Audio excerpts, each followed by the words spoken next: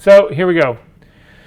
So when I look at this image to begin with, and I know what my challenge is, the challenge is, the first challenge that I look at, or the first thing that hits me is that the separation between the blue background and her hair, that's going to be a challenge. I could almost pen tool the sweater. Again, the problem I have doing that is I miss all the little fuzziness along it, so I wouldn't pen tool this, but that would be certainly a possibility. If I look at the edge of her hand right along here, that would be a perfect candidate for pen tool, as would be all of this area that's underneath, back behind her fingers. If I can't get any of that, that's just screaming pen tool. It's just fast and it's direct. Again, the fuzziness of the sweater makes that hard. But the challenges, the two challenges that I really see in all of this is, number one, is all of this really fine hair against that blue background. That's a huge challenge. And then I wouldn't have thought that the skin and the hair challenge would be so difficult to actually get. It's not too bad up here in the top, but when you get right down here along the side of her cheek right here, there is nothing that really separates this hair from her skin. The color is basically the same. The tone is basically the same. We can see it, but it's just, anyway, becomes really problematic. And as does this area that's right into here. This is just a nightmare for me to think about, okay, I've got to separate the skin from all of this. So my solution to this, at least to begin with, is to kill as many of the problems as I might have as I can before I even start. And so for me, the solution to this part of her hair, where you can sort of see the skin underneath it, is to simply make it all hair. Get rid of the skin. No one will ever know. And then I'm not faced with having to do it, right? So to do that, we're going to start on our background layer. I'm going to hit Command J to make a copy of this. And I'm going to double click on this and I'm going to type in NV. That stands for New Version. What I'm doing, and what we will always do in this class, is that we always want to have the ability to go all the way back to our original image. We never want to put that original file that we got, because God forbid you end up retouching a file and it is the only copy of that image that exists in the world, and you throw away or you overwrite the original one, or you go in and you clone stamp the hell out of it, or what, then the image is gone. And if anybody needs to go back to what the original one was, you've killed it. And anyway, so that's not the way I want to proceed with this. So NV stands for New Version, and all that means is that this is now going to be my starting point. This image right here is going to be my starting point. The background that's actually down on the bottom is, I'm going to just leave it exactly where it is. I'm not going to touch it. So if I do need to go back to that, I've got a way out. So we haven't gotten into the retouching tools yet. We get to those next week, I think. Most of you guys are familiar with the clone stamp tool. Is that probably true? Anybody not? Okay, the shortcut for the clone stamp tool is the S key. It'll just give you the clone stamp tool. I'm going to make my brush a little bit smaller, because we're going to look at just cloning right over this hair part right here, right over the part where it's her skin showing through the hair. That's what we're going to try to cover up. When you go to the clone stamp tool, again, your eye should immediately go up to the top options panel. I'm going to click on the drop down menu to see what kind of edge that I've got. Now, clone stamp by default has a hardness of 50%, and I'm going to crank this down so that mine is 50%, unless you guys have gone in and screwed with this a lot. Yours will be 50% by default. When we get into doing other types of retouching, we typically work with a much harder brush than this for the clone stamp tool, because one of the problems we have using the clone stamp tool is that with a soft brush, what ends up happening is the center part of the brush will actually, so if I'm going to clone the hair over here, I'm going to cover this part over here. So I'm going to sample an area here and paint it over her hair. The center part of my brush will replace the hair 100%. But as I start to transition out to those edges, because this is a soft brush, as I start getting closer and closer to the edge of my brush, more transparency comes into the hair. And what happens there is that, because I'm trying to get it to fit in, I'm trying to get it to look like it blends in. But the truth of it is that with a soft edge brush, at those edges, you are allowing old hair to come through the new hair, and both of those are mixing together. And when that happens, you end up destroying the texture of the hair, you end up with unreal hair, It's one of the biggest problems when people start doing skin retouching is they go to the clone stamp tool. And again, you can see all the edge work of those brushes because at the edges, the clone stamp tool with a relatively soft edge is allowing old texture to show through. It's mixing the old texture with the new texture. And to your eye, it makes it blend in more, but by the same token, it destroys the texture. You don't get either the old one, which is wrong, or the brand new one, which is right. You get a mix of both, and that's also wrong. So at any rate, but to use the tool, typically you find an area where you want to set your source. You hold down the Option key and click, and it will set a source for you. You come over to the area that you want to cover, and you simply click and you start to paint over here so that it actually fills in that space. But we run into a problem with the clone stamp tool, and you can see it right here in my image. You end up with a repeating pattern.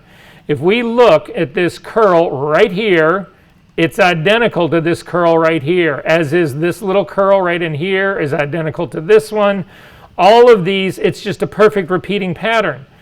And that doesn't work for me. So again, you can spot that shit a mile away. So I'm going to hit Command Z to undo that and show you a better way of doing this. So the better way of doing this is to actually create a hair patch, which is what I'm going to do. I'm going to hit the L key to get the lasso tool, and I'm going to select a big area of hair. One of the troubles that people, when they first start doing what I'm going to show you right now, is they select a real small area. So look at my screen really quick, and the people do this stuff. They would select a very small area of hair like this that they're going to then use as a patch over here. It becomes too constricting. It doesn't give you any flexibility or any ability to change things around because it's such a small sample point that you're trying to fit over that hair. So I'm going to hit Command D to deselect. Instead, I'm going to select the entire hunk of her hair on the left-hand side. So I'm you take a look at my lasso tool. I've come up through the middle of her face. I've got all the hair that's on this side. I'm missing that small little corner at the top. So I'm simply going to hold down the Shift key and I get the plus selection tool, and I can then add that completely to it. So I've got a big hunk of hair selected, and I'm going to copy this to its own layer. Command J. To take a look at what we've got, simply hold down your Option key and click on that thing that we just jumped up there. So this is what I've got to actually work with. I'm going to then change all of this so that it cannot be a repeating pattern any longer. And to do that, I'm going to turn on everybody else again, or at least turn on the new version. I've got that top layer is selected. I'm going to hit Command T, which gives me the transform dialog box. So again, Command T, and you can see now I've got control handles on it. It's on this hunk of hair right here. The first move I always make is to rotate it, because when you rotate this, it throws it out of alignment with everything else that's in the hair. So there's no chance I'm going to get a repeating pattern because it's no longer perfectly aligned with the original selection that the part of the hair of the new version that's underneath it. So I'm going to come to the very bottom of lower right-hand side of the transform box. If you bring your cursor outside of the transform box, you'll end up with a double-headed arrow. If you click and drag, you can rotate it. And I'm simply going to cock it to the side. For me, I'm rotating it to the side because I feel like that's how her hair goes more on this.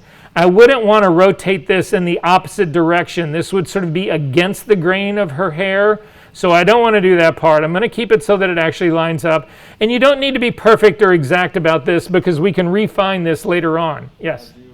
I'm on transfer. How did you rotate it? So if you hit Command T, bring your cursor just outside. If you're inside the box, you can't rotate it. You can only move it. But outside of the box, you will get your cursor turns into a double-headed arrow, and you simply click and push in one direction or the other, and it rotates. Mari? Okay, so then do you have a layer of this that when you, my question, I only have the background in the new version. Did you create another layer? I did. Okay. So no, we'll start it all over again. Sorry. So no, that's all right. That's all right. That's exactly what I want you guys to do, is stop me at this point. Yes?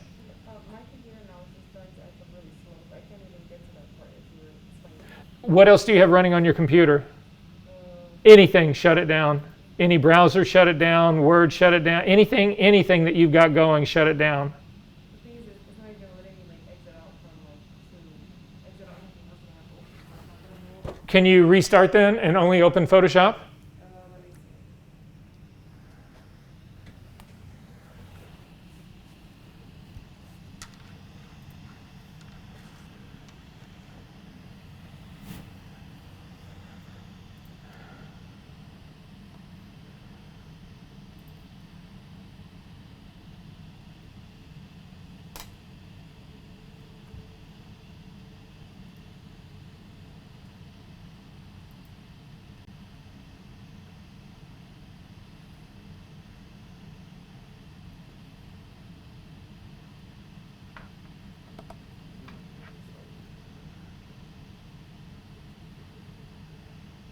So am I the only person that has the Jeopardy music going on in their head right now?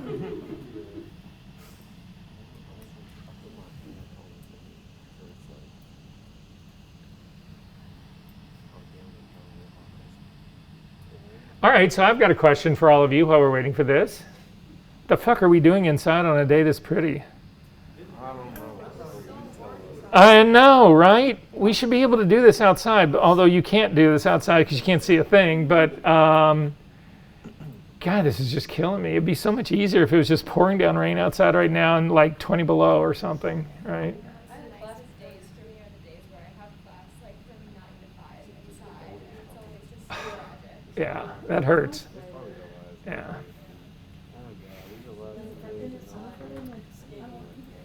Any luck?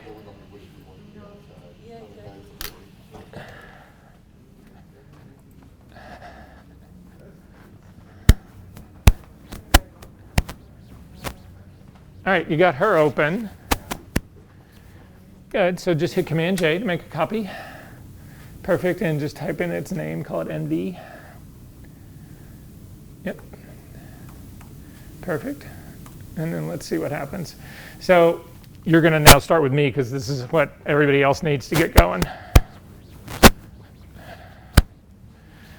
So again, you need to get the Lasso Tool. It's the third tool down from the top, but the easiest way to get to it for me is L, stands for Lasso. So I've got the Lasso Tool, and again, what I want to do is make a selection of all of this entirety of her hair that's on this side. So I'm just going to start in her forehead and just simply drag a big old line around here to select all of that. Again, I missed the whole part right here in the corner, so to get that, I'm going to hold down my Shift key, and that gives me the Add Selection tool, and then I can simply go around that part to get the rest of it in. So did that work for everyone? That part's so good so far. Okay, Command J will jump that to its own layer. So again, if you take a look at the top layer right now, you can see that it's just that hair selection that we made. Then Command T, if you can't remember Command T, it's up to the Edit menu, down to Transform. That's Command T, you'll see right there. But again, I just do Command T. If I actually move this, if I keep my cursor in the middle and move this, I can actually move the entire thing around. That's not what I want to do. I want to rotate it first. So I need to bring my cursor outside of the Transform box. And the minute I come outside, I get a double-headed arrow, which allows me to do the rotation.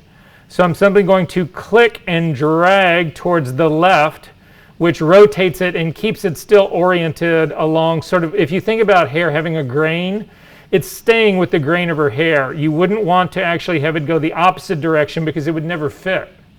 Again, you'd have all this hair going from her, right area up here down to the lower left, and this is doing the exact opposite. So you want to make sure it's going this way.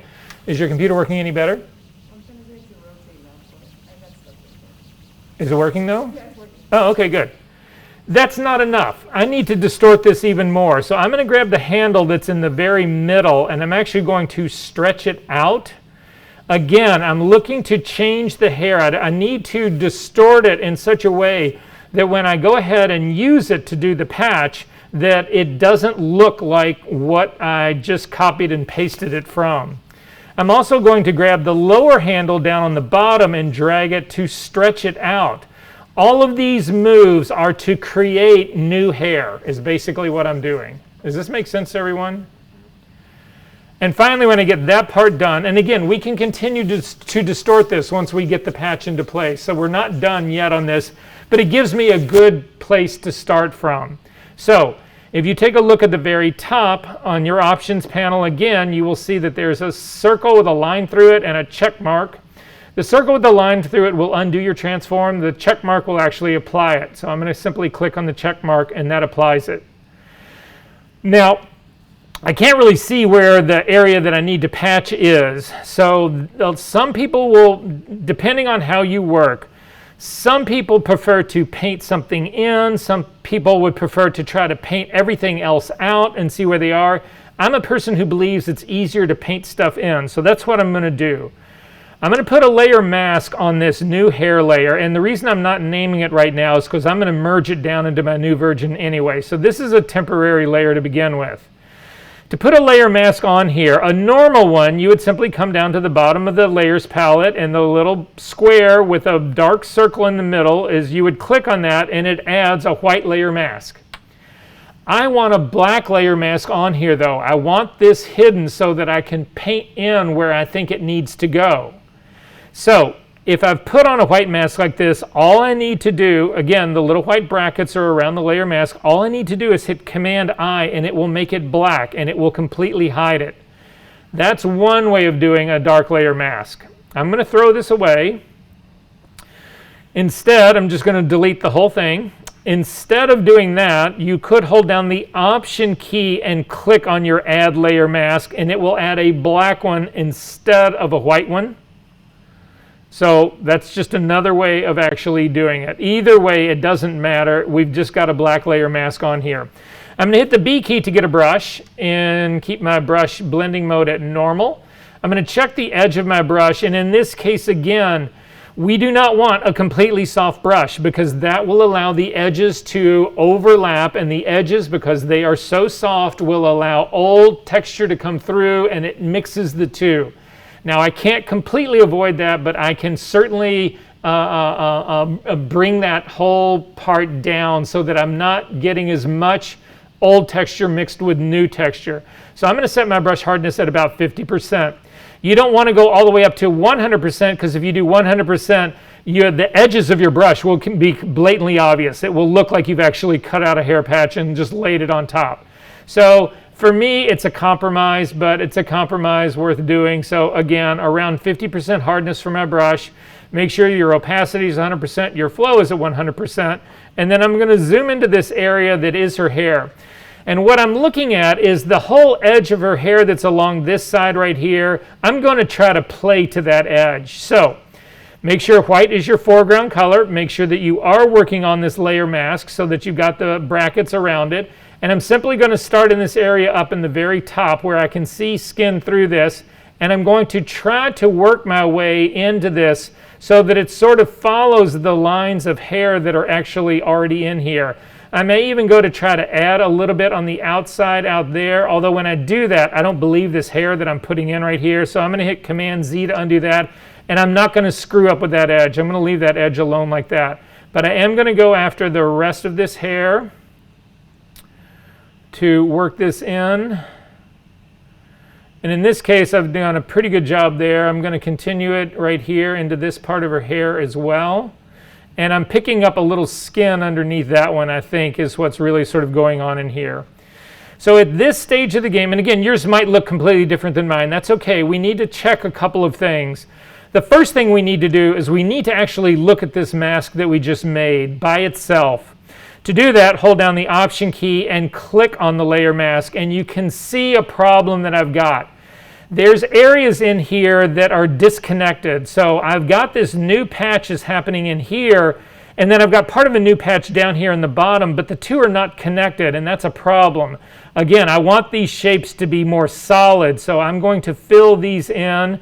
Make sure that you've got any little highlight in there that isn't working, that you've actually got it. It's so that it's all one essentially big blob.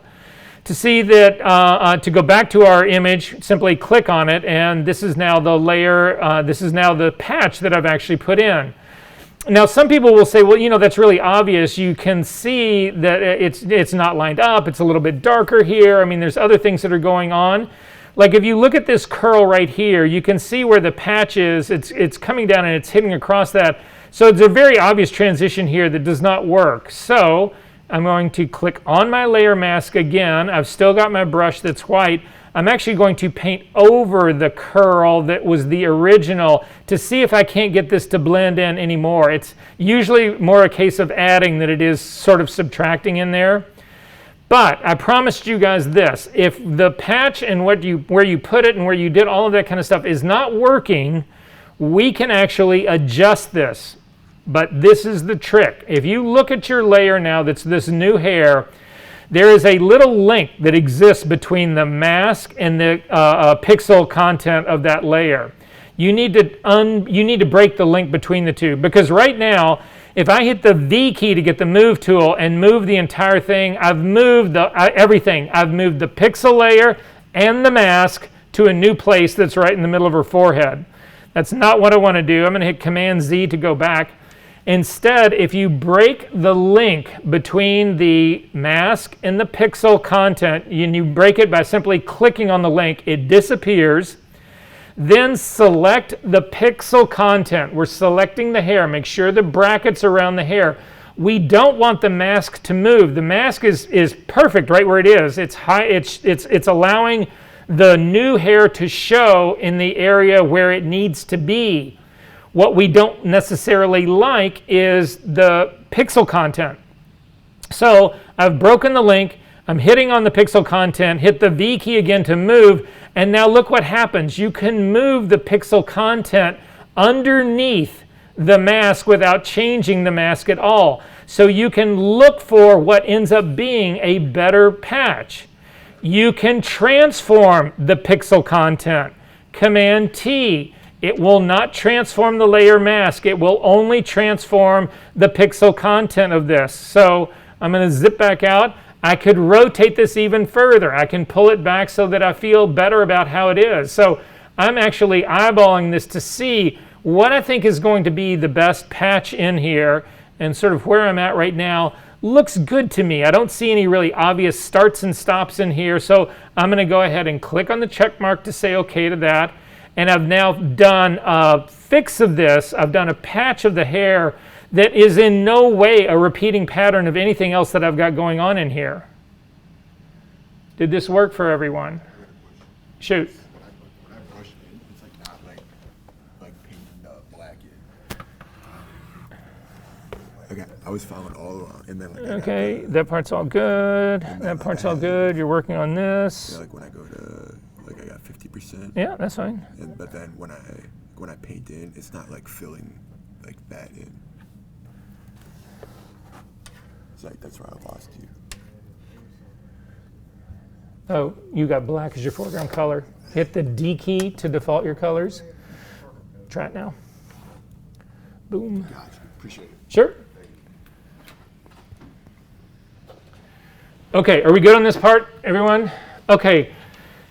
This thing has done all its work. I don't want to keep all these unnecessary layers. So to merge this down into my new version, hit Command E, and it just merges it down. It doesn't ask you anything, whatever. It's just a new part of your new version. What does that input like mean? Say what? What does like that input mean though? Like, Oh, Command E? I don't have no idea what it actually is. Sorry.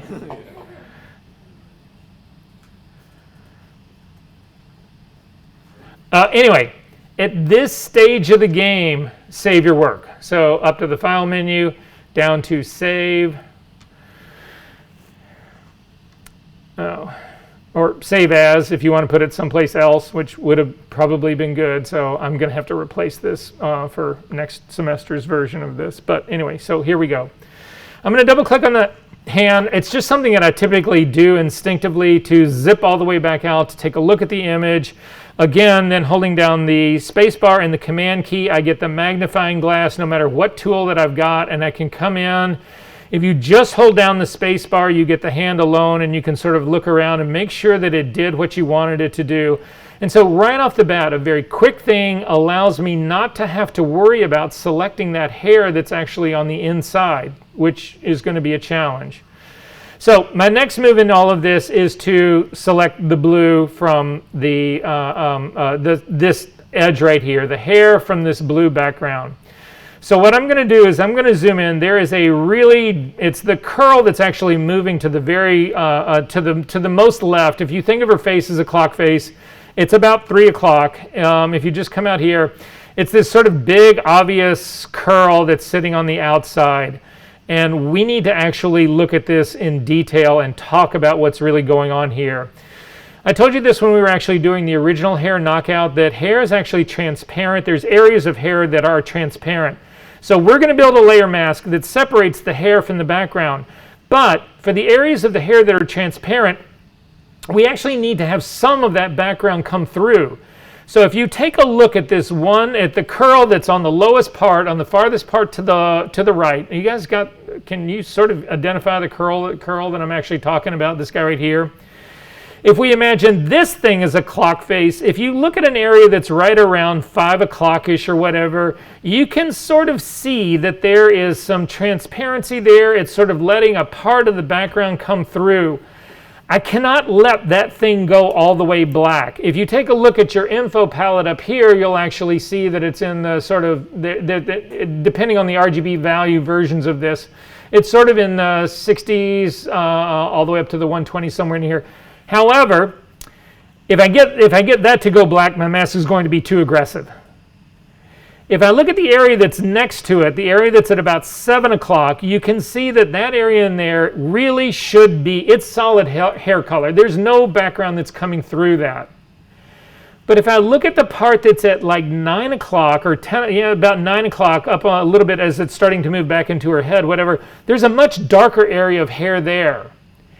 If I put a point down to get that dark part that's right there to go black, the area, so if I get the area that's at 9 o'clock to go black, the area that's at 6 o'clock will not be black. It will allow background to come through. So that's a mask that's not aggressive enough.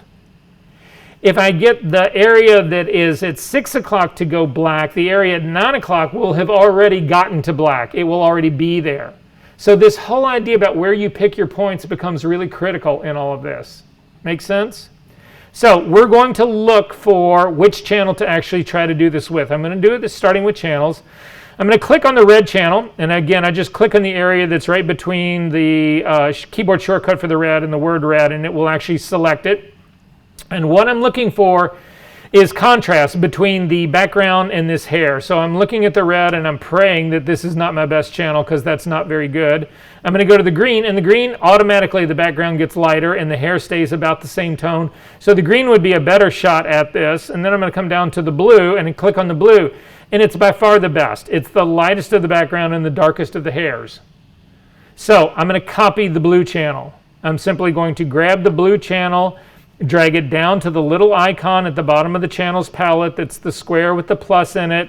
It creates a blue copy. I'm going to double click on that blue copy name, and I'm going to call it Blue Background Knockout.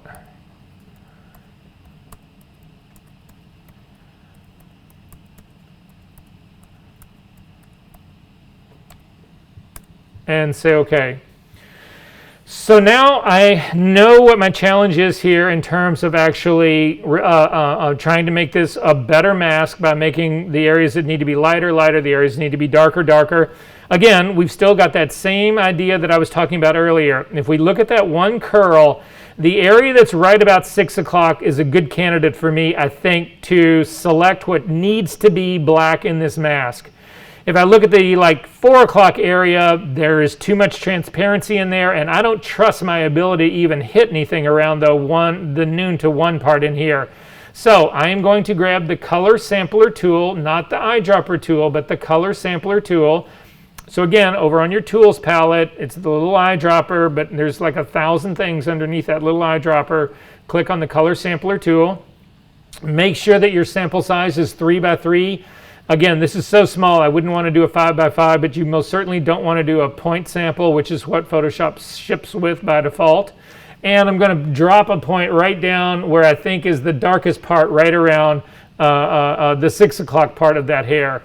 And I get a K value. Actually, I've already got samplers on my screen right now, And if you do as well, so I just put down a sample and it ended up being number 3.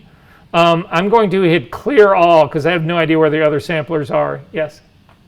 Why wouldn't we touch the, like, I guess that would be like 9 or 8 o'clock where that curve, you know what I mean? Why wouldn't we do that? Okay, so here, this is the trick. I'll show you exactly why. So I'm going to put down 2 points. I'm going to put one here right at 6 o'clock, and then I'm going to do one up here in that darker area, and I'm going to hit that guy right there. You'll see I get 2 readouts right here if I then make them both RGB.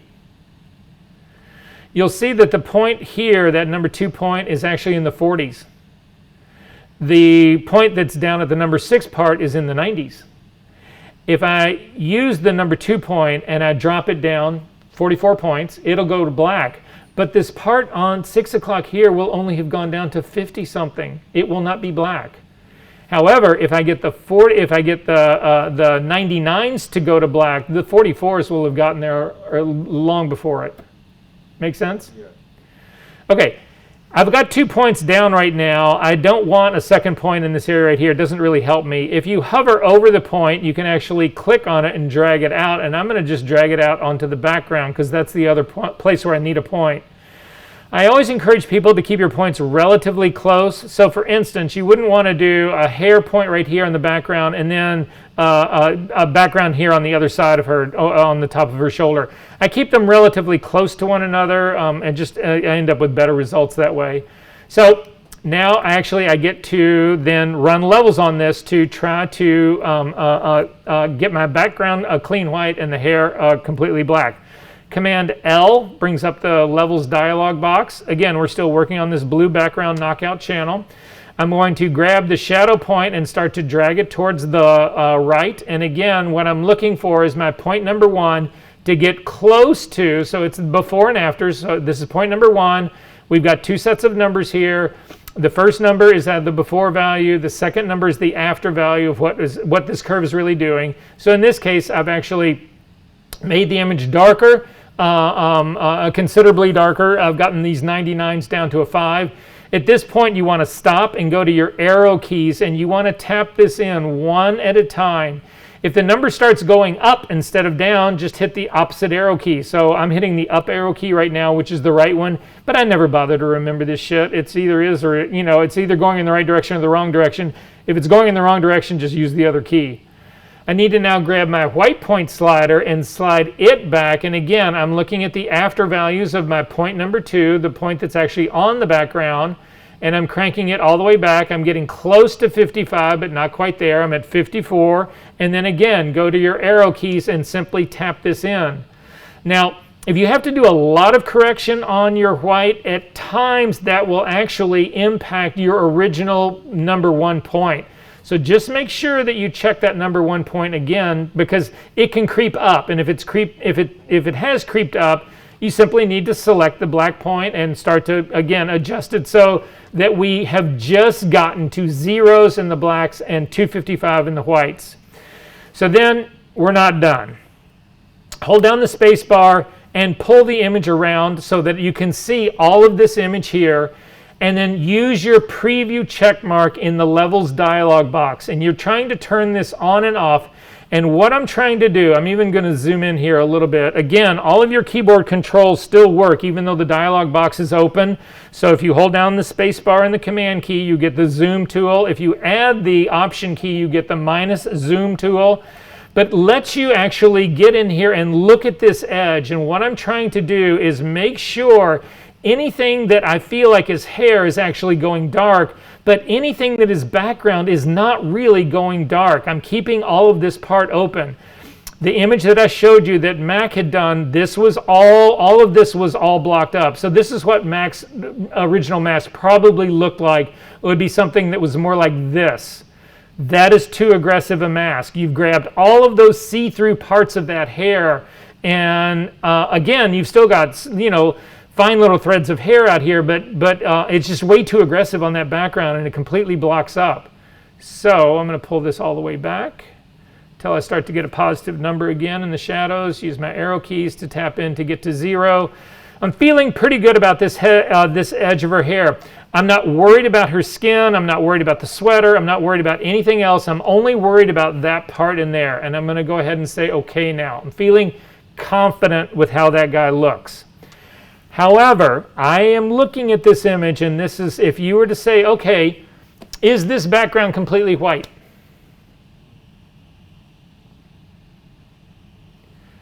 Hover your cursor just up over the top right-hand corner and look at your info palette. You can see right here, this top corner in here, I'm reading 243s, 244s, 245s. That is not white. That is a very light gray. That is not white.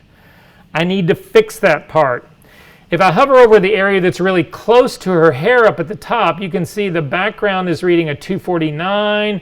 Over in here, I'm getting a 248. So not quite there. So I've got some options that I can do in here. I can try to clean this out with a brush, or I can hit this again with another level. So to do another level, we'll see what it looks like. I'm going to grab my color sampler tool again, and I'm going to pop a color sampler down up in the top right-hand corner. And you can see that up in here, I've got now a 5% K up in there. Again, this is my point number 3. I'm going to change the drop-down menu to go to Rgb Color. And you can see it's reading in 245s. It never cleaned this part out.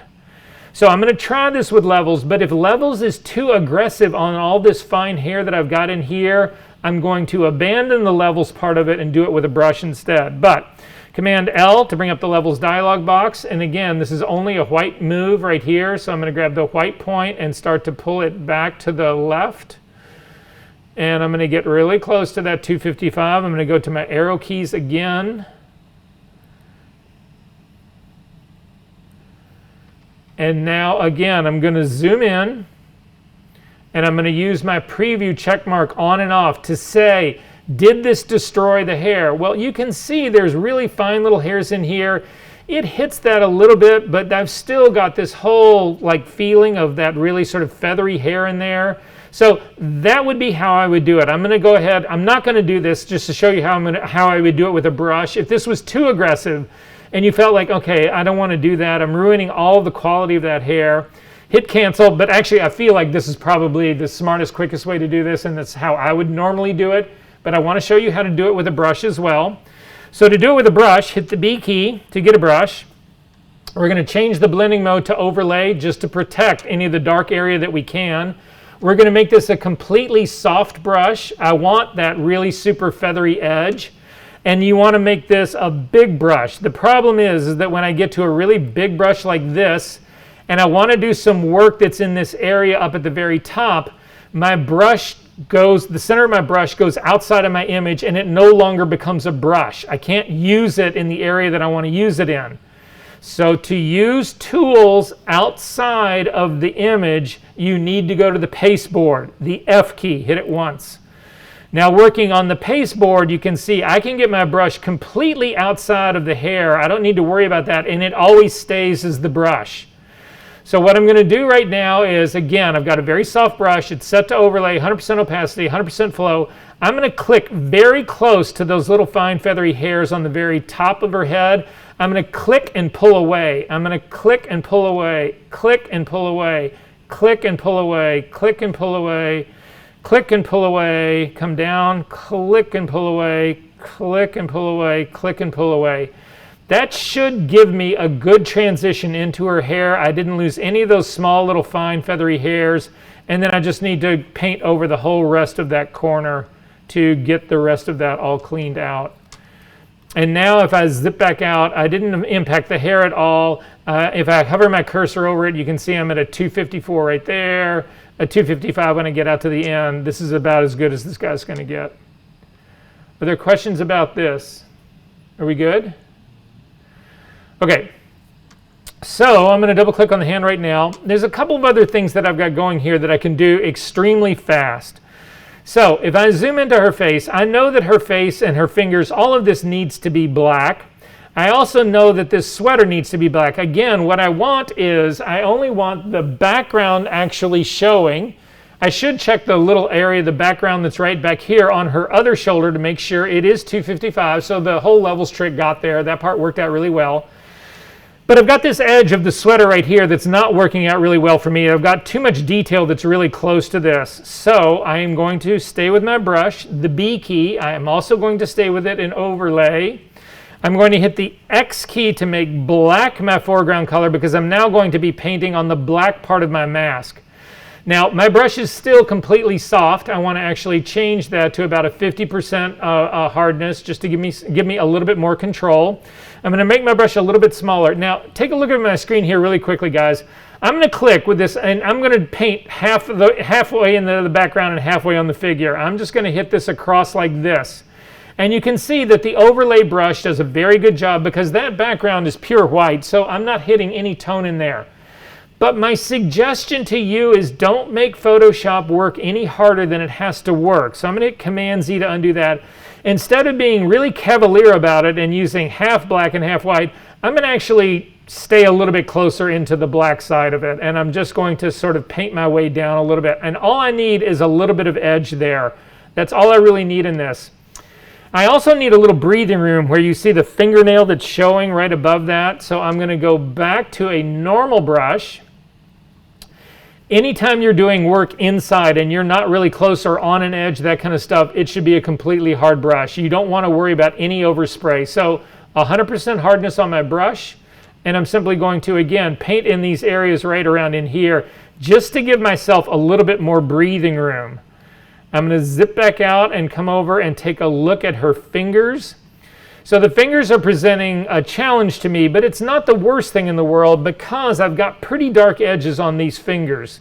So I'm going to go back to an overlay brush. I'm going to change it to a 50% hardness. Or close. When I say 50% hardness, guys, you'll see I hit 48%, 52, whatever. I'm looking for something close. 50 is not a magic number in here.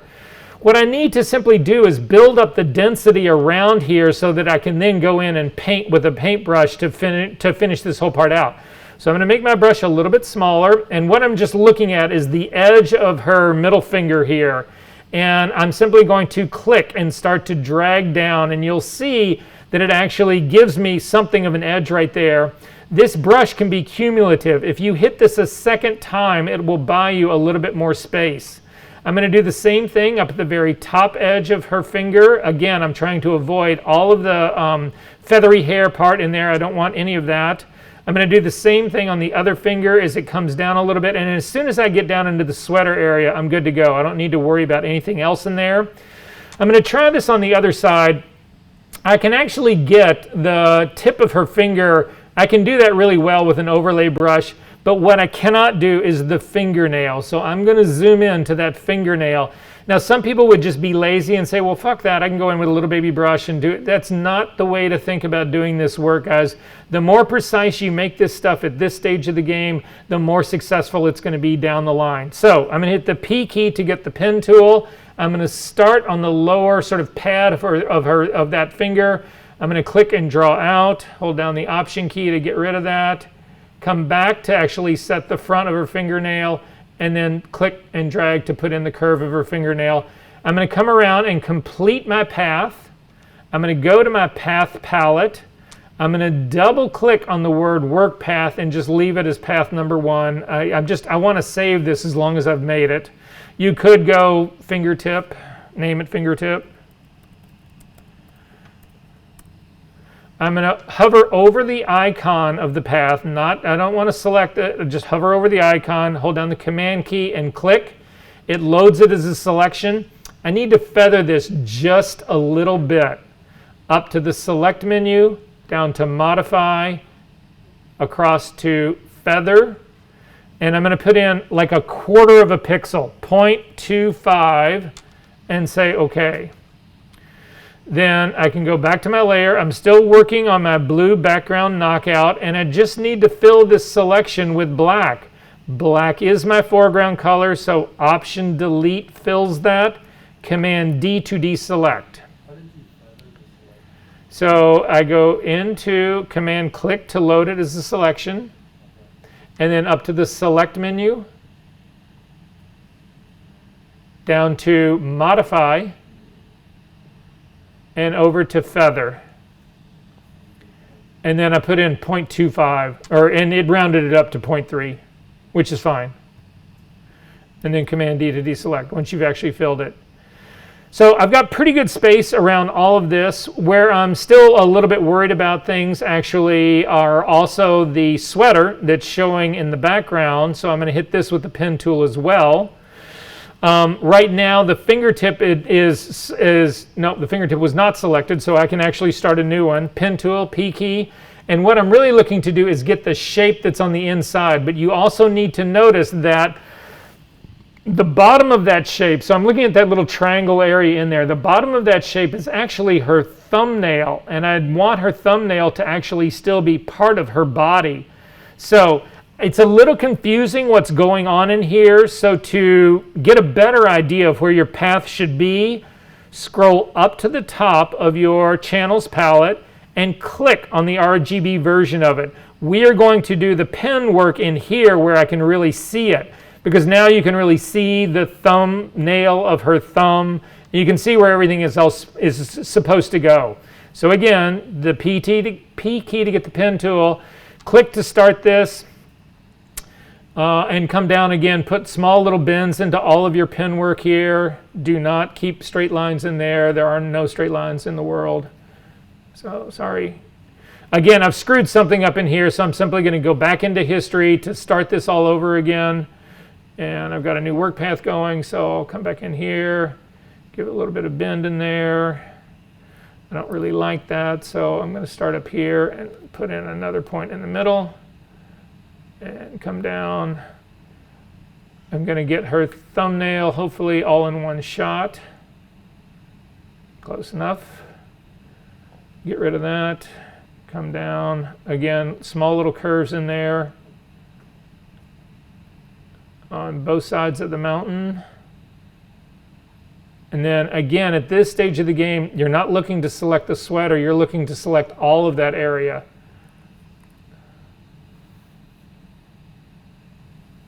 So this is what my selection looks like. Again, I'm going to double click on it and we'll just call it thumbnail. And say OK. Command click to load this as a selection. Again, up to the select menu, down to modify, down to feather. We'll leave that 0.3 in there. Then I'm going to go back down to the bottom of my channels palette. I'm going to select my blue background knockout. And you can see there was a whole area in there that I would have missed had I not known that this was in here. All of this area actually, this is for actually the blue background part. So this is not the selection that I need, but I might need this again. So I'm going to keep this selection. I'm going to hit Command D to deselect. And I need to actually adjust this so that I only see the background. So that I just get the blue part of it. So I'm going to go back up to this part. I'm going to copy my thumbnail. Again, this is the trick we did before so that we can use the same common points. So I'm simply going to drag the thumbnail selection down to the little plus at the bottom of the path palette. I'm going to double click on it and I'm going to call it blue triangle or something to just let me know that it's that thing behind me. BLUE. And say OK to that. Grab the direct selection tool, the white point, so the little arrows that are right underneath the T key that allow you to select not only your paths, but the points on the paths. We want to grab the white arrow, come over to your path here, and I just click and drag all the way across it to make sure I've got all the points that are selected. I'm going to click on the one down at the very bottom, and you'll notice that when I select it, it goes blue, everybody else stays white, and I can hit the delete key and it gets rid of that one.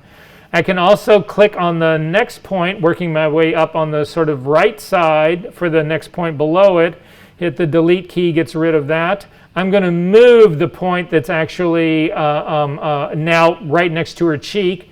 Simply click on it and you can actually, click on it once and then let go of it, and then you can bring it up to sort of reset where it's going to be so that it only shows that blue area. I've got an adjustment handle here that'll allow me to also get the line that along her cheek a little bit better. Then I'm going to go after the point that's actually right next to, that's at the bottom of that thumbnail and hit the delete key, gets rid of it. Then the one that's right at the top of her thumbnail and get rid of it. I just got rid of the whole path. Command Z to undo it. Again, click on the point and hit the delete key. And why won't you go away? And now I've got my common points. I'm going to click on this next one, sorry, and pull it down. And then finally back to the pen tool, the P key, and simply click on the edge to actually pick up that path again. Now I've got a second control line on that that's not going to work for me, so I'm going to hold down the Option key and get rid of that second point, and then I have actually got a fresh start.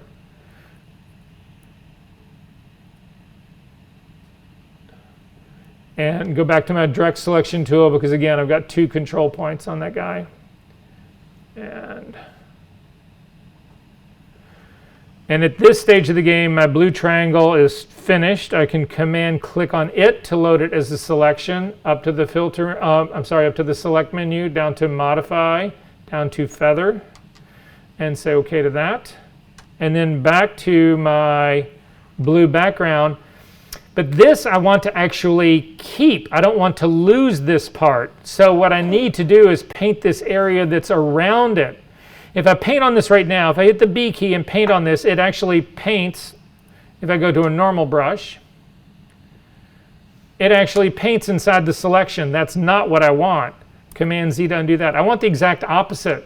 So I'm going to go up to the select menu, down to inverse, and now I can paint the area that's right around it, which is all I really needed to do to clean this up. Give yourself a little bit more room on her face as well. Command D to deselect. We're really close, guys. We're getting there. So I'm actually going to then fill in a lot of this work that I can do, again, with just a regular brush. The B key to get a regular brush, make sure it's a normal brush. It needs to be a completely hard brush because you've now got lines that you can paint inside of, which is what I'm going to do. So I'm going to just start painting. Again, be very careful. Stay away from your edges. But you can fill in all of this inner part, all of her fingers, all of that part. You can fill all of that in. You can fill in her hand down here. You can fill in the rest of that thumb area, this thumb area right here. You can give yourself a little bit more cheek. And up here into her face. So all of this part's looking pretty good to me right now. I'm going to zip back out. The last thing that I need to do is I need to get the shoulder. The issue that I've got here, I've got her left shoulder really well, but I don't have her right shoulder at all. If you zoom into this thing, you can't really see the distinction between here and the outside of this. So there are people who will jump through all sorts of hoops to get this kind of thing, whatever. The trick to this is you just do the same process over again to give you this shoulder. Does this make sense where I'm sort of going? To finish this off just a little bit more, no, I'm going to wait till I get the shoulder. So at this stage of the game, I would save your work. Command S will actually save it. So I need to get the shoulder, and I can't see the shoulder here, but I can do this same process all over again to build something that will give me that shoulder. So I'm scrolling all the way up to the top. I'm going to look at my red channel, and what I'm looking for is, again, this shoulder in the background, the one that's got the most contrast between the two. So I'm looking at my red channel, and there's pretty good contrast between the two. It's a middle gray background. It's a white shoulder. So the red one is kind of okay. The green one is much worse. Again, the background got lighter. I'm sorry, the background got darker, and the sweater got lighter. And then I'm going to go to the blue. And the blue doesn't help me at all because this is the bluest one I started from. It sucks. So the red channel is going to be the best thing to give me this shoulder. So to do that, I'm going to grab the red channel, drag it down on top of this little square with the plus in it.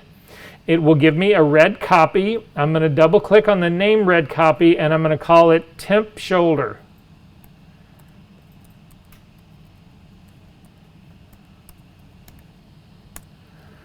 Then I'm going to zoom in to this line. Again, all you care about is building the edges. Doing the body itself is the easiest thing in the world, but the edges are what are tricky in all of this. So I'm going to continue to zoom in on this. And this goes back to the same thing that we actually had with the hair. If you look at parts of the shoulder that are really close to her thumb, they're actually darker than the highlight that's actually on the second hump over.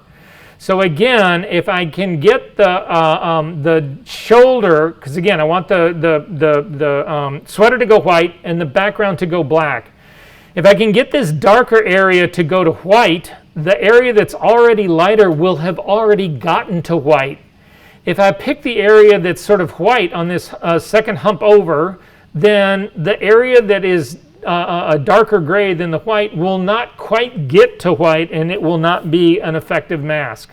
So I'm going back to my color sampler tool.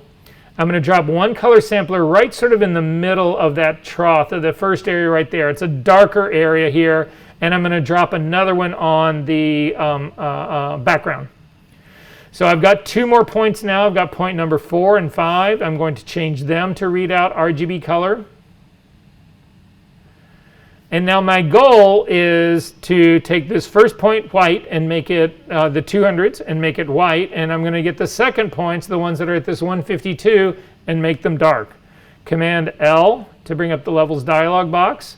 I'm going to start with the white point now because, again, it doesn't matter whether you start with the white point or the black point. You got to do them both. So it's just my number 4 is the lighter version, so I'm going to go after it first. I'm going to grab it and start to pull back, and I'm looking at the after values. I'm going to get close to 255, but not quite there. I'm going to stop and go to my arrow keys. It's at 255. I'm going to grab my black point slider now and drag it up. Again, trying to get that background to go black. I'm looking at my, again, my RGB readouts, my number 5 right here. I'm going to go to my arrow keys now. And it's at 0, but look what happened. It actually, my white point was at a 255, but the move in the black changed that to 254. So I've got to go back to my white point and actually use the arrow keys to tap that in to get to 255. Before I say yes to this, I'm going to use my preview box on and off, and it's actually giving me exactly what I want in here. And you can see, look at the quality of this edge. This is what I'm looking for. That edge is not supposed to be looking like you've cut that out with a knife. That edge is supposed to be feathery because that's a feathery sweater.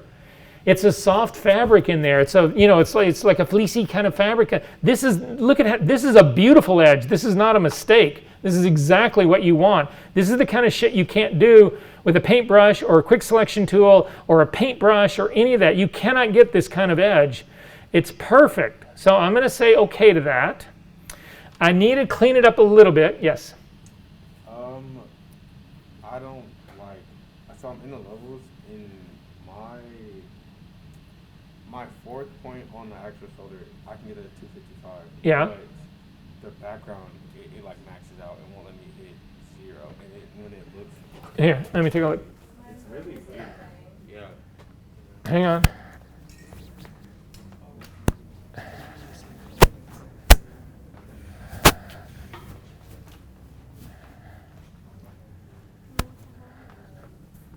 Hold on, I just lost my levels. I don't know where they went. It's all right, we can do it again. I just hit the L and I instead of Command L. Oh, all right. And I don't know what happened. Well, you're close. I had them right here. So just grab your the color sampler tool again, and we just hit clear all. Let's start out because your other points you don't care about. So put down one more point here, and then no, much higher up. Yeah, background. This guy you could probably move down a little bit over into here. Great, and now hold down Command L. Wait, should I take these? Yeah, change those to RGB readouts.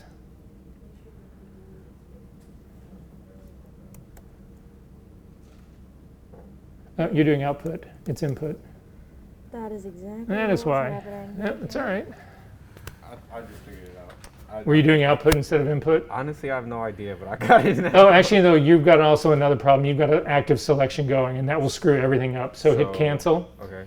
so it doesn't happen. Hit Command D so that you have no selection going, and then do levels again. That's also another reason it's happening. Yes? I just wanted to make sure, what is your, I don't know if I moved the wrong one. Yeah, that is the wrong one. So you can put in a 1 right here, and it'll zero. That's where its normal is. Nope, that's a 0.1. Yep, good. And then just grab this black slider. And again, what we're looking for here is that change these readouts to, you've got this point. You have 2 points in here. So your point number 4, yeah, make them RGB readouts. So you're, no, you're good. So it's point number 4 right here. So you need this 199 to get to 2. So grab this guy to 255, and you're just watching that readout till you get close. Keep going. Stop. Go back. You went too far because you hit 255. Stop right there. Go to your arrow keys. Up and down arrow keys.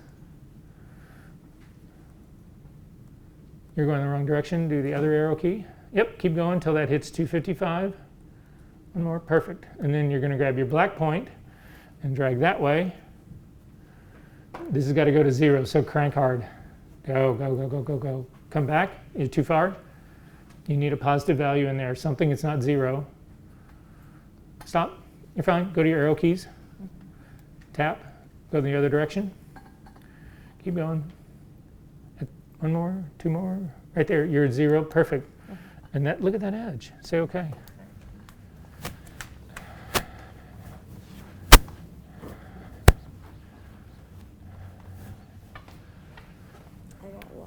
Okay, you're fine. You're where you should be. So again, you've got, that's your number 1 point, and these are RGB values. This is fine. So grab your white point, and you want this 217 to be 255. So keep going, but stop when you get close. Stop. Arrow keys. Perfect. And then this needs to be 0. So crank that way a lot. Get close. Come back. Right there. Perfect. Go to your arrow keys. Perfect, good. Look at that edge. Say OK. All right, so there's just a little bit of work that I can still do on this to just trick it out just a touch. In any of the times that I've said to you guys, I think you have contamination in your image. I'm going to get rid of my points now so they aren't so that you can't see right here. Take a look in my screen. Can you see this area right in here? Looks like dandruff in there. There's dust or there's just shit in here. Again, it's not cleaned out as well as it could be. So I'm going to hit the B key to get a brush. I'm going to make it a medium hard brush, about 50%.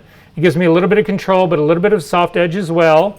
I'm going to make my brush a little bit smaller. Black is my foreground color. I am going to change it to an overlay blend mode to give me as much protection in here as I can.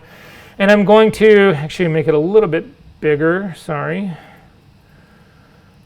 And again, I'm going to do that same trick. I'm going to get close to this edge, but I'm not going to hit the edge. If I hit the edge like this, it gets rid of all that beautiful fuzziness that I just went to all that trouble to make. I'm going to hit Command Z to undo that. Instead, I'm just going to click and drag out to clean up the little bit of garbage that is sitting in that black area. There's a little bit more that's right over here. We're really close in all of this, but there's little bits of it. You'll see there's just stray little bits of white or very light gray pixels that are on the outside. So I've cleaned up that side. Now I'm going to hit the X key to make white my foreground color, and I'm going to do the exact opposite on the other side. Again, I'm staying away from that edge, but I'm sort of tightening up that border just a little bit. And that's all I need to do in this. This guy is exactly the way I want it to be. I'm not going to worry about the hand here at all. Actually, I'm going to hit the X key and clean up just a little bit of that background right there. So what I have got, and this is one of the hardest things for at this stage of the game for you guys to get, is that this is a mask right now. It exists. I can use it as a mask. But this is also a selection. If I load this thing as a selection, wherever it's white, I will actually be able to do something, paint or clone or whatever. Where it's black, it will be protected. This is working just like a mask. So to show you what that means, I'm going to load this as a selection. So again, you just want to hover over the icon of temporary shoulder, hold down the Command key and click. It will load this as a selection. It has loaded the luminosity of this. The areas that are white, I will be able to paint fully on. The areas that are black will be totally protected. And the areas that are middle gray in here will allow me to paint somewhat. Again, it's not an all or nothing thing. It's the areas that are the grays here will allow something to be painted in there. So to show you what that means, come over to your layers palette. I want you to add a blank layer just on top of this. I want you to turn off all the eyeballs. So all you've got are the marching ants here on a blank empty layer. Now, this is just for illustration purposes only. You're not going to actually use this thing, so we're going to throw it away in just a second. But I need you to understand that selections based on luminosity will then ultimately allow you to control areas that you can impact and areas that are protected. So remember, this whole background area that's above her shoulder is black in the selection. So when I loaded this area is completely protected. The area of her sweater that is white is completely open to being able to be modified. To see what that's like, I'm going to click on my foreground color and I'm just going to pick a red. So if you want a red, just a solid red, 255R, tab key 0 green, tab key 0 blue. That's a pure red, and I'm going to go ahead and say OK to that. Now remember, I can hide my selection by using Command H. That hides all the extras. So you can see it does not look like there's any selection on here, but there is. If you hit Command H, it comes right back on, but I want you to be able to see what's really happening. So zoom into this shoulder, hit Command H so that you don't see the marching ants, hit the B key to get a brush. I'm going to go ahead and make it a little bit larger brush.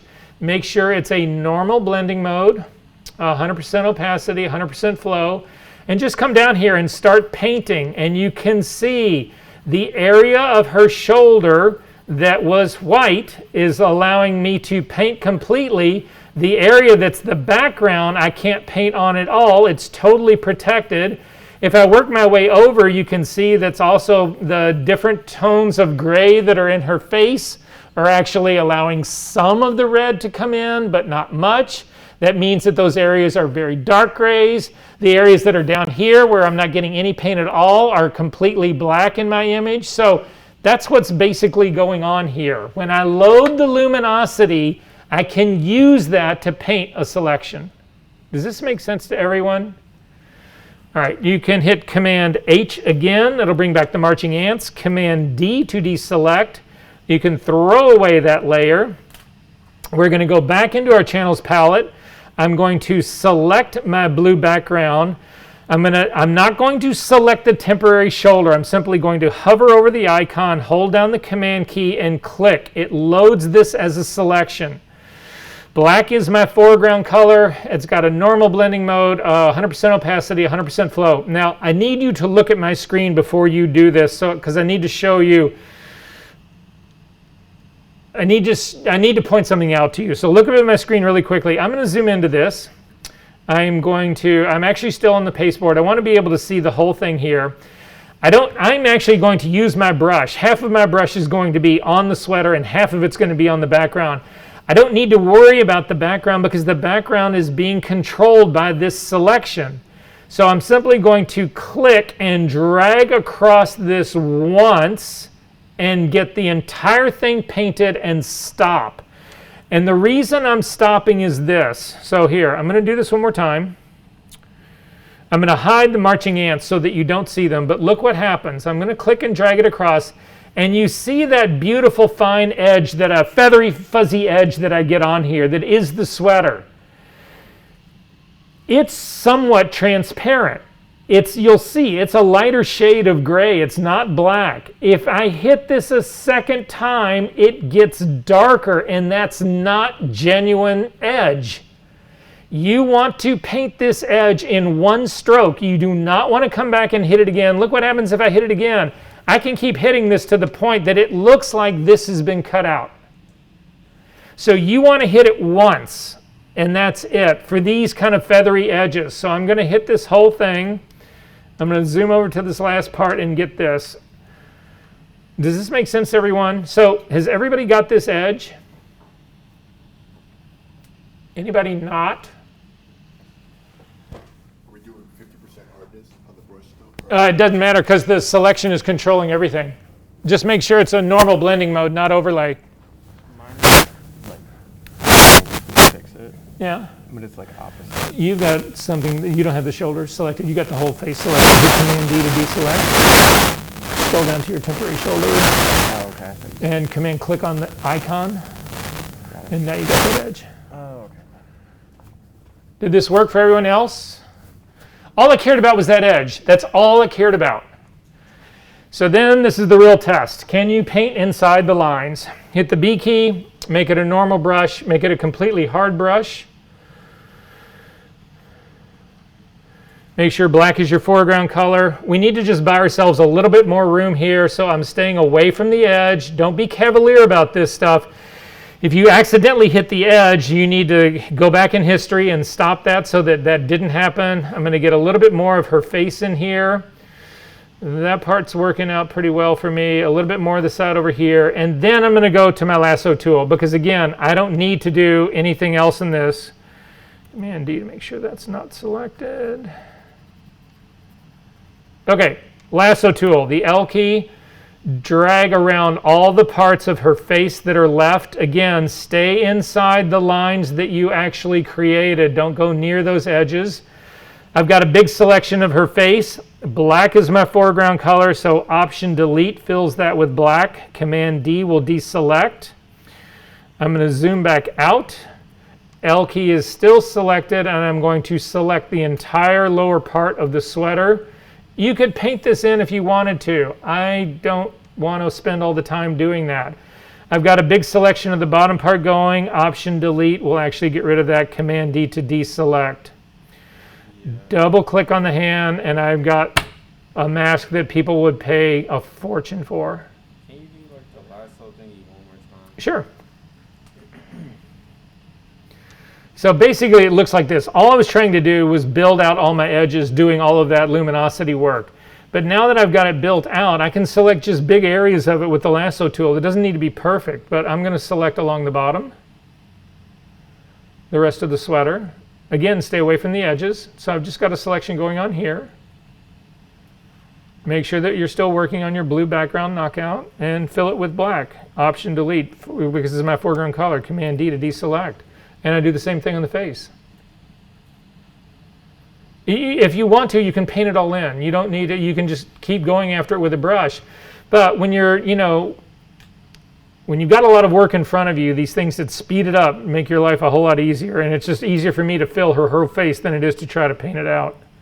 But in the end, I end up with the same thing.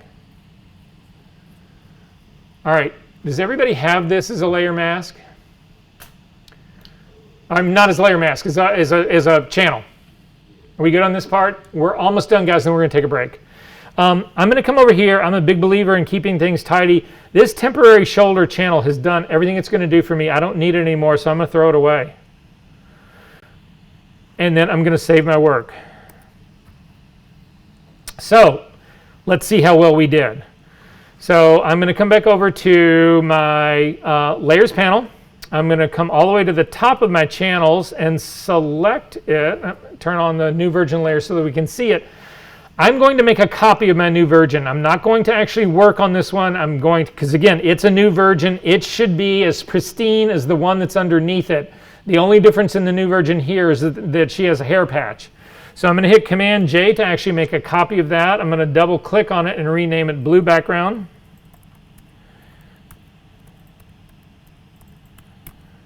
And say OK to that. I'm going to come over to my channels palette and hover over. You don't need to select the blue background knockout. Just hover over the icon, hold down the Command key and click. That will load it as a selection. Come back over to my blue background and add it as a layer mask using the little icon down at the bottom. Now, I don't see any change because I've got the new version that's on underneath it. I typically like to work on white backgrounds because it makes it easier to see where I really do have problems. So I'm going to click on the original new version, and I'm going to add a solid color adjustment layer between the two. So because I've selected the new version on the bottom, I'm going to go to the adjustment layers, and I'm going to come all the way up to the top and do solid color. It's going to open it up. It picks the foreground color, which happened to be red. So I'm actually going to change that to white. So I've got 255 in the red. I'm just going to select the green and type in 255. hit the tab key and 255 for the blue, and that will give me a pure white. And I'm going to go ahead and say OK to that. And then I realized that this does exactly what I wanted to do. It shows the blue background, it hides the figure. However, to get a really good idea of what's going on with this hair transition, I'm going to just invert my mask just to see what things look like. So if I click on my mask and hit Command-I to invert it, this shows me what I'm actually getting here. This is showing me the quality of the edge. Now, when we take a look at this, you can see that there's a little bit of blue that's coming through this edge of her hair. That is something we want. Now, this blue is called spill. We're going to look at how to remove spill today. We're actually going to remove spill today. But you might look at this and say, well, you can still see all the blue in the background. You know, the blue is all coming through there, and look at that shoulder. It's coming through there, whatever. That's not the case. This is actually a beautiful mask that's giving me all of that fine hair part.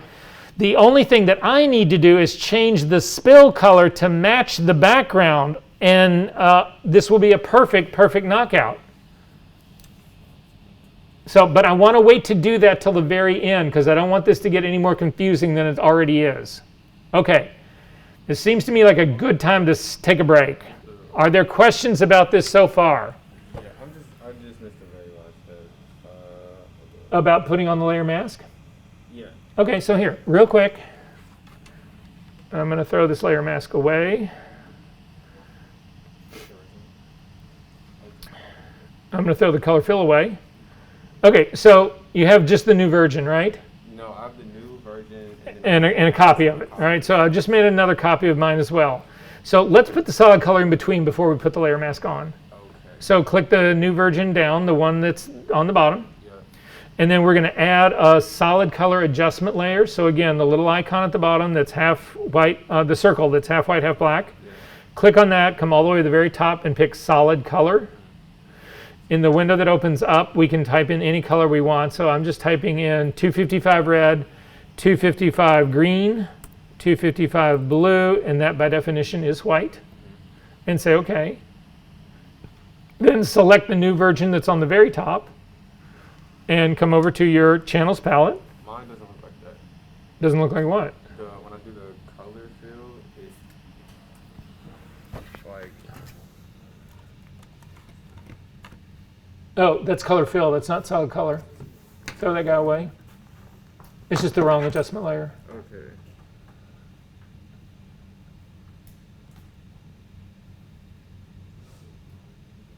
So I clicked solid color here. Yes, Yeah, that's weird. That's what I did the first time. that's all right. And you've actually got white as your background color. You could select that with an eyedropper tool if you want to make it quick. Okay. You good? Yeah. Okay.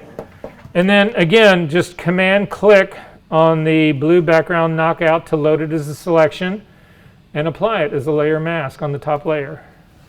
Yes? Where do you go from there when you have the white to blue? How did you switch it? So again, to check the quality of my mask, it's what I said in the very beginning. It helps to look at it in a bunch of different ways.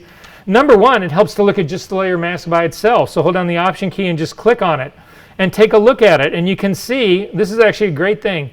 Are all these little specks in here, are those all background, or is some of that highlights in her hair?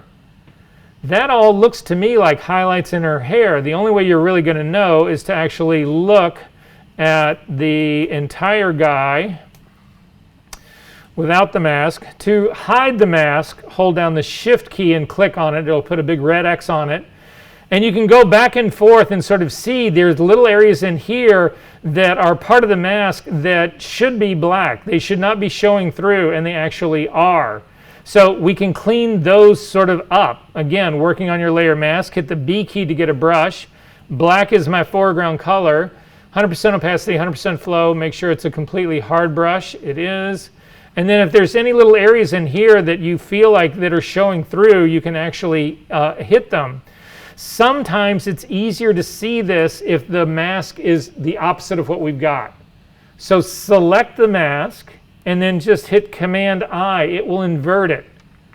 And now it's actually hiding the background and showing the figure, but you can still Option click on the mask to sort of see what's going on in here. and move stuff around and say, oh, is this background? Or so like a lot of times, especially with hair, you'll get little highlights on the hair that will shine. And so if that's the case, you need to actually paint those things out. But a lot of these issues in here are actually the background. So if I click on that to hide it, this area in here is background. I don't want to lose those in my mask. So this is actually looking pretty good to me. This area in the very top of her head right here actually could be, that's actually going to be spill.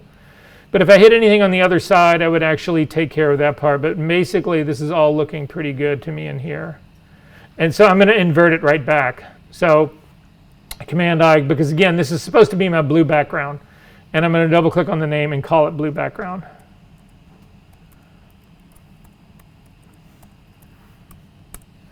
And then save your work. Now, what you also need to show, I'm going to point this out, guys, and then we're going to take a break right away. I need everybody to go to their history palette, and if you scroll to the very top of your history palette, you should see the very original, the Sunny copyright Jason Stitt PSD. That's what this image looked like when we opened it. I've got 1, 2, 3, 4 states of history that are time stamped. And the value in this is that this list never goes away. Our history itself, we can only have 50 states. So when we hit a 51st change of our image, we lose our first history state. But these timestamps never go away until I close the image. And the value to this is that if you repeatedly hit those saves, if something catastrophic happens down the line, and what I usually mean by catastrophic, a lot of times what will happen is that you'll move your image. And if you move your image and it's no longer in line with everybody else, trying to get it back into place can be impossible. And these history states allow you to go back, big chunks of time to find out where that mistake happened. And so hopefully it's happened within your last save. It doesn't, so what you're trying to avoid is starting over from scratch. So that part's really important, but it's not on by default. Does everybody have these history states that are timestamped? Does anybody not? No, yeah. I don't think mine saved from last time, so I'll just go back. No. The easy, just change it right now. On your history palette, click on the little lines that are next to it, come down to history options, and you want these 3 things set. And the one we're looking at right now is this automatically create new snapshot when saving. So make sure that's checked and it'll work from now on. So then when you reopen that document after closing, All history is gone. okay, it's like All history is gone. This is not like Lightroom. As long as it stays open, you will have that history. But the minute you close this file, that all gets erased. Yeah. Okay, guys. I've got 2:50 right now. Let's make this a hard 10. Be back at 3 o'clock. Let me pause the video, and we'll be right there. I got a Okay, be right there too.